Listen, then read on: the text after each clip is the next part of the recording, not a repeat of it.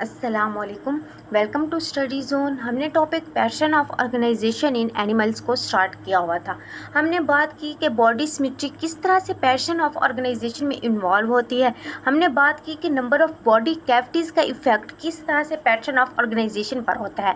And in our today topic we will talk about how number of embryonic germs layer formation take place in pattern of organisation. जब हमने body cavity का lecture देखा तो उसमें हमने देखा कि हमारे पास जो डिप्लोब्लास्टिक एनिमल्स थे उनमें 2 germs layer ectoderm and endoderm की फॉर्मेशन टेक प्लेस हुई।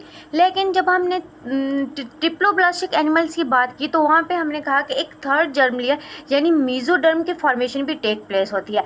एंड आज के लेक्चर में हम देखेंगे कि उस मीजोडर्म की फॉर्मेशन किस तरह से टेक प्लेस होती है। मीजोडर्म की जो फॉर्मेशन होती है, जो मीजोडर्मल सेल्स होते हैं वो एंडोडर्म से ड्राइव होते हैं। लेकिन इनमें जो मीजोडर्मल की फॉर्मेशन होती है उनके 2 वेज हो सकते हैं। अगर हम प्रोटोस्टोम्स में देखें तो जो मीजोडर्म है वो एंडोडर्मल सेल से ड्राइव होती है जब ब्लास्टोपोर माइग्रेट करता है ब्लास्टोसोल की तरफ।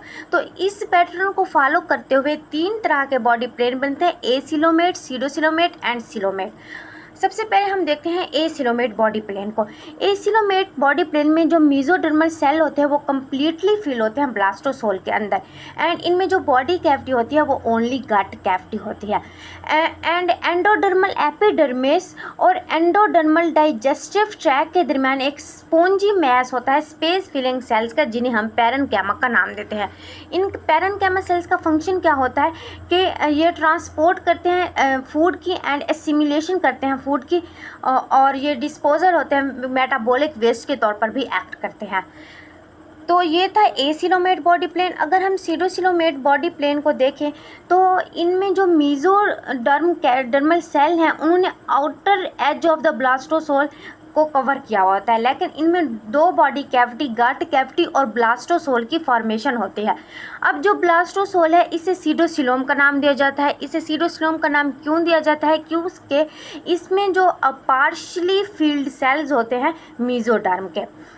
अब अगर हम हमने पहले एसिलोमेट बॉडी प्लेन को देखा, देन हमने सीडोसिलोमेट बॉडी प्लेन को देखा। अगर हम सिलोमेट बॉडी प्लेन को देखें तो जो सिलोमेट बॉडी प्लेन है वो 2 तरीक़ों से बनता है। एक को स्क्यूलस बॉडी प्लेन कहते हैं और दूसरा इंटीरोकोलस बॉडी प्लेन होता है।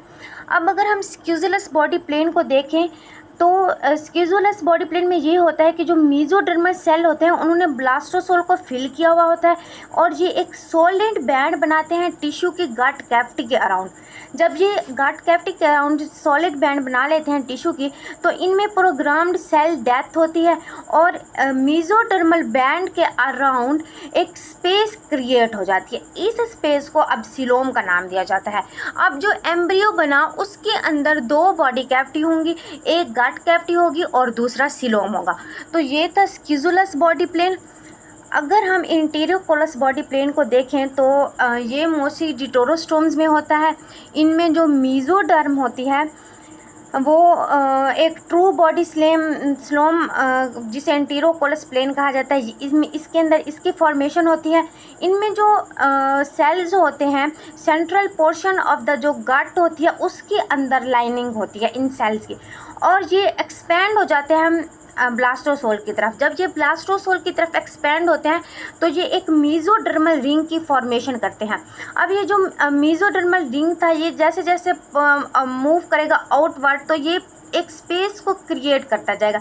जब इनके अंदर ये स्पेस क्रिएट होगी तो ये गट की लाइनिंग को क्रिएट करेगा और एक जो सिलोम होगा वो मीजोडर्मल सेल के अंदर तमाम डायरेक्शन से आके उसके अंदर बाउंडेड हो जाएगा।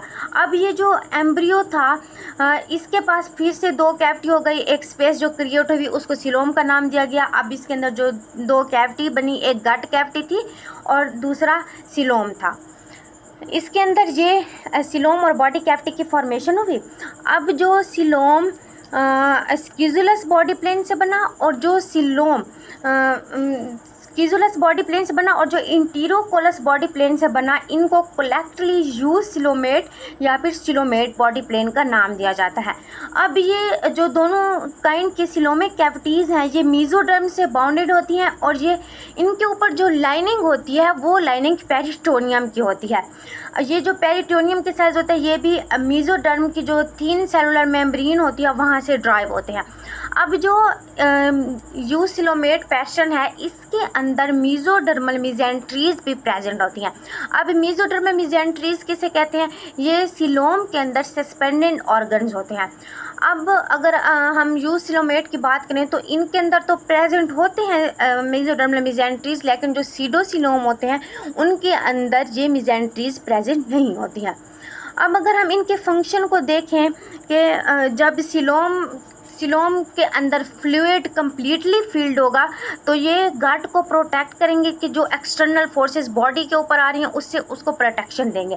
लेकिन अगर हम दूसरे एनिमल्स में इनकी फंक्शन की बात करते हैं तो अर्थवॉर्म में हमें ये देखने को मिलता है कि ये हाइड्रोस्टैटिक स्केलेटन अर्थवॉर्म को प्रोवाइड कर रहे होते हैं, जिसकी वजह से अर्थवॉर्म को लोकोमोशन में हेल्प मिल रही होती है।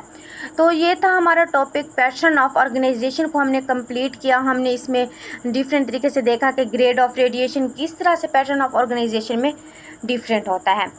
मिलते हैं नेक्स्ट टॉपिक में। Thanks for watching my lecture.